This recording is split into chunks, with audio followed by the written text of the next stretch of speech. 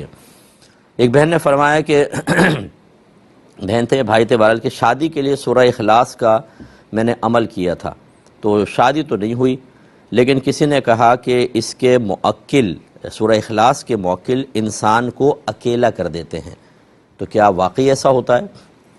دیکھیں، پہلی بات تو یہ کہ جب آپ کو اس قسم کی کوئی معلومات تھی ہی نہیں تو پھر آپ نے کیوں وظیفہ اختیار کیا؟ ہماری پرابلم یہ ہے کہ ہم اپنا مطلب دیکھتے ہیں، اس کے علاوہ ہمیں شریعت سیکھنے کی کوئی ضرورت نہیں۔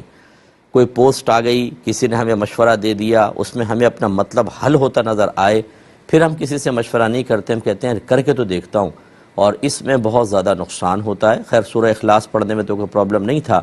لیکن بعض اوقات کو جیسے عملیات کرنے پڑ جاتے ہیں جو شرعاً جائز نہیں ہوتے، لیکن ہم سمجھتے ہیں کر لیں گے تو پوری کائنات قدموں میں آ جائے گی، اور ہوتا کچھ نہیں ہے، جیسے آپ نے پڑھا اور کچھ بھی نہیں ہوا۔ سب سے پہلے تو اپنا عقیدہ مضبوط رکھیے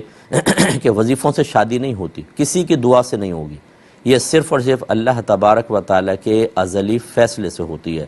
اب یہ الگ بات ہے کہ آپ نے کسی بزرگ سے دعا کروائی اور آپ کی شادی ہو گئی، تو وہ دعا گویا کہ اللہ تبارک و تعالیٰ کے فیصلہ ازلی کے موافق ہو گئی، اگر وہ نہ بھی کرتے تو اس وقت شادی ہونی تھی۔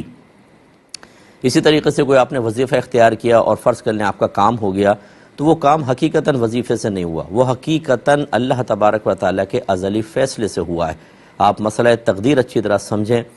پاسبل ہو تو یوٹیوب پہ جائیے گا اور وہاں پر میرا لکھیے گا تقدیر کا بیان بائے مفتی اکمل، ایک دفعہ سن لیں تو آپ کو اچھا سمجھ میں آئے گا۔ دوسری بات یہ ہے کہ یہ بالکل جس نے بھی کہا غلط کہا کہ سورہ اخلاص کے موکلین انسان کو اکیلا کر دیتے ہیں۔ وہی بات ہے کہ آپ کو پوری معلومات ہیں نہیں، پہلے سنا کہ اس کے بڑے فضائل ہیں اختیار کر لیے، پھر دوسرے نے کوئی نیگیٹو چیز بولی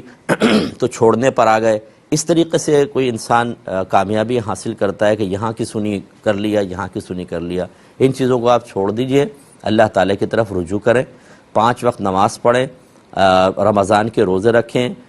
فرض علوم سیکھیں، صغیرہ کبیرہ ظاہری باطنی گناہ سے بچیں، حقوق العباد ادا کرنے کے طرف توجہ رکھیں، اس میں کوتاہی وغیرہ نہ کریں، جو برکت حاصل ہونی الحمدللہ حاصل ہوگی۔